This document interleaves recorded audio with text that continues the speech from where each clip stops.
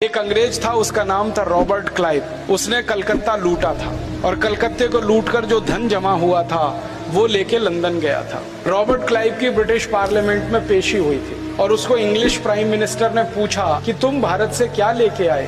तो उसने कहा भारत से नहीं लाया, भारत के एक राज्य के, एक शहर के, एक इलाके से कुछ लेके आया। करेक्शन किया उसने प्राइम मिनिस्टर के स्टेटमेंट। उसने कहा पूरे भारत से लाना तो मेरे बस की बात नहीं है और हम अंग्रेजों को 1000 साल लगेंगे तब पूरे भारत से कुछ हम ला पाएंगे।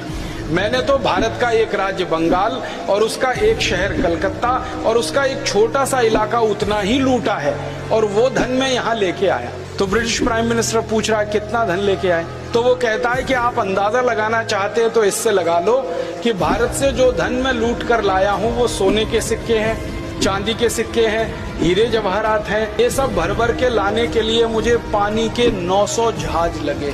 आयबेल काटने के लिए कानून किसने बनाया है? अंग्रेजों ने बनाया।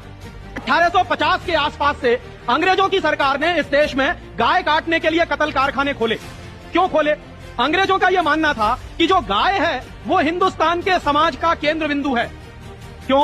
क्योंकि मेरे हिंदू धर्म में और हिंदू धर्म की मान्यताओं के अनुसार यह कहा जाता है कि गाय में 33 करोड़ देवी देवता रहते हैं और गाय का दान इस देश में सबसे बड़ा दान है।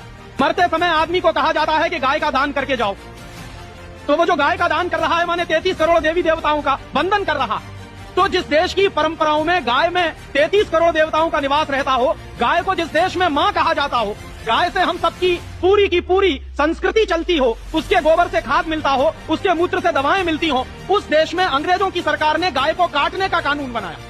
शास्त्री जी जब प्रधानमंत्री बने थे ना, तो धोती फटी हुई थी उनकी जब उन्होंने शपथ ग्रहण की थी। फटी हुई धोती में शपथ ग्रहण की और पता चला कि उनके पास 2 ही धोतियां थी और 2 ही कुर्ते थे जब वो प्रधानमंत्री बने। किसी ने कहा कि अब तो प्रधानमंत्री हो गए, किसी ने क्या, उनकी धर्मपत्नी ने कहा था अब तो नई धोती ले लो। तो उनका ये कहना था कि करोड़ों भारत के किसान फटी हुई धोती जब तक पहनते रहते हैं, मुझे नई धोती पहनने का अधिकार नहीं। ऐसे ईमानदार प्रधानमंत्री जब घुसे सिस्टम में तो सिस्टम ने उनको बर्दाश्त नहीं किया, निकाल के फेंक दिया, मार डाला।